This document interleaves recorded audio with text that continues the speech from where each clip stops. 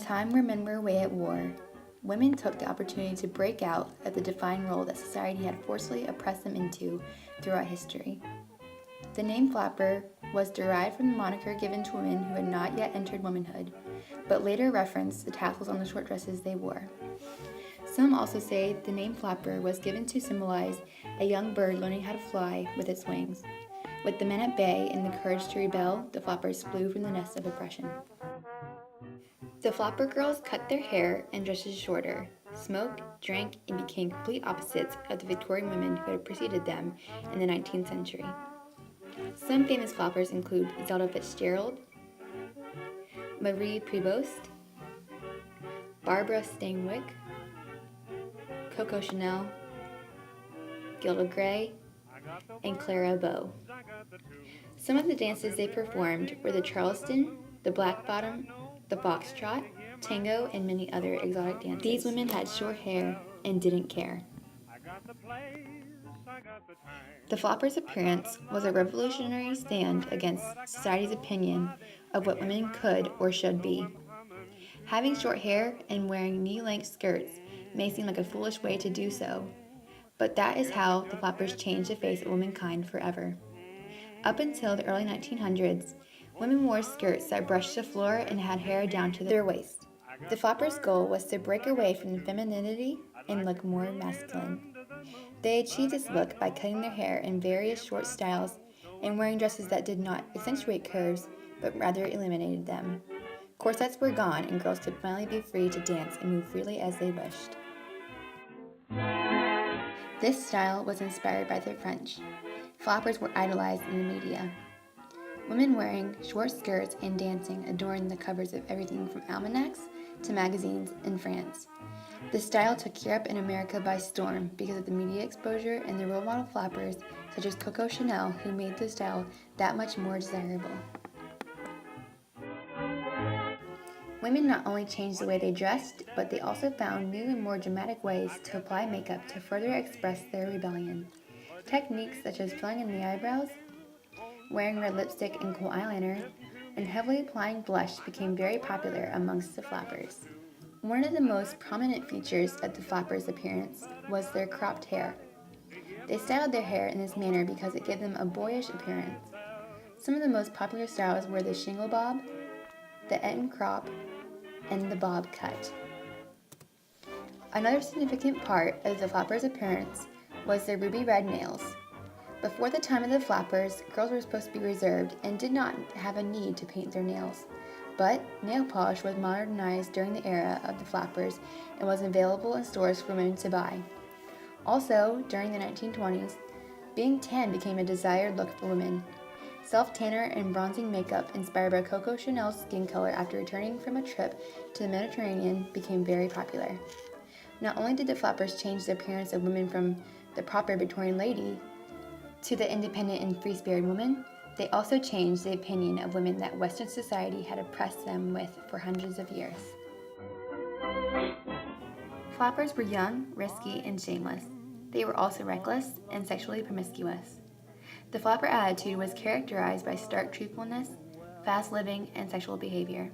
Flappers seemed to cling to youth as if it would leave them at any moment. They took risks and were reckless. She takes a man's point of view as her mother never could, and when she loses, she is not afraid to admit defeat, whether it be a prime lover or $20 in an auction. She'll never make you a hatband or knit you a tie. She'll don knickers and go skiing with you. She'll drive you as well, perhaps better. She'll dance as long as you care to, and she'll take everything you say the way you mean it. She is the flapper.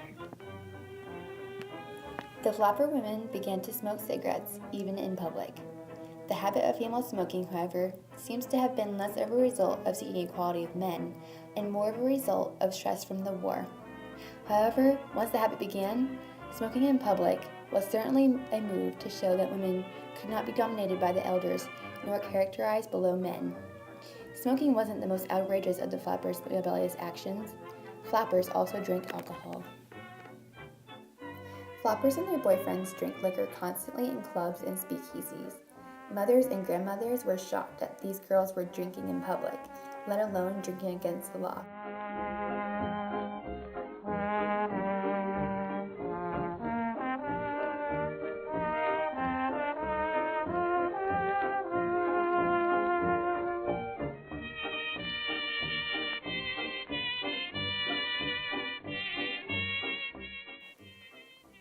It was not uncommon in the 20s to walk into a loud jazz club and see a young flapper dancing barely clothed with a cigarette in one hand and a glass of alcohol in the other. Flappers could almost never settle for any activity being only a masculine field. She wanted equality and fought for more unisex activities. Cars were becoming popular among the flapper women. Driving cars fed the fast-paced lifestyle the flappers desired. Cars also gave flappers a new location to flaunt their sexuality. Unfortunately for the flappers' parents, flappers didn't just use the cars to ride in. The back seat became a popular location for a new sexual activity, petting. Flappers often hosted petting parties. Flappers brought about the Charleston, Shimmy, and Black Bottom, all dances which were considered to be shocking and inappropriate by the older generations. The flapper was described in the May 1920 edition of the Atlantic Monthly as to trot like foxes, limp like lame ducks, one step like cripples, and all to the barbaric yawp of strange instruments which transformed the whole scene into a moving picture of a fancy ball in Bedlam. Before the rise of the flappers, expectations of women were much different than they were during the flapper era and later on in the 20th century. In the late 1800s and early 1900s, women were expected to be used for childbearing and child raising, which also tied with their role as housewives. Those who worked outside of the house usually worked in private spheres such as tailoring, cooking, and housekeeping. The majority of women received no education, but those who did received education at girl-specific schools that taught how to do typical women jobs at the time. Women were also expected to dress nicely at all times, with long dresses and high heels. Women in general were viewed as lesser, and they were often stereotyped as weak and dumb. The rise of the flappers gave a new view and new expectations towards women, especially in the 1920s. The women's suffrage movement went into full effect as many women argued for the equality in social and political spheres. On August 18, 1920, the 19th Amendment was ratified, giving women the right to vote. Soon enough, women started taking positions in the Senate and the House of Representatives. The first of these women was Jeannette Rankin, a prominent suffrage activist who voted against the U.S. involvement in World War I. College education for women also started gaining prominence in schools such as the Women's College of Greensboro and North Carolina State University, who opened their doors to women to learn alongside the males. Beyond the 1920s, women's rights and responsibilities continued to expand, with many women across America gaining economic independence and many others living their way of life without a male counterpart. Professional sports leagues such as women's soccer and the WNBA also gained more prominence. Many women continued to take over positions in the government. Today, women currently occupy 18.5% of the seats in the United States Congress. Clothing also changed drastically post-1920s with the rise of the skirts, along with more women utilizing shorts and shirts originally meant for men. Women also filled up public schools and universities across America to the point where women's education was considered completely normal. Today, women's rights in America is at an all-time high, but some levels of discrimination still occur. All of these accomplishments were made possible by the flappers.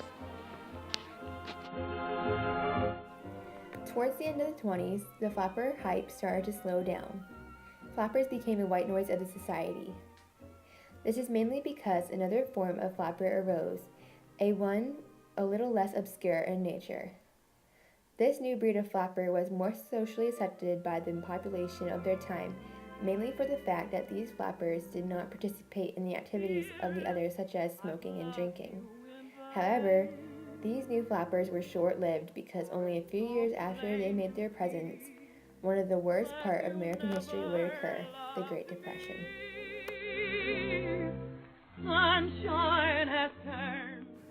The Depression would hinder the flappers' ability to go out and spend money like before. It also made it harder for them to maintain their appearance because of the lack of money. These factors are what ended the flapper movement once and for all. Although the movement ended completely, the lasting effects of these flappers can still be felt, even in today's world. Flappers redefined the role of women, giving them more freedom than ever before in history. Along with more freedom, flappers gave women a sense of empowerment. All of a sudden, women began to think, I can instead of I can't. In conclusion, the flapper movement created such a big impact on women's rights and roles in society that it can still be felt today. They helped give women the right to vote and redefined what women stand for in the community. Flappers shortened the gap between men and women.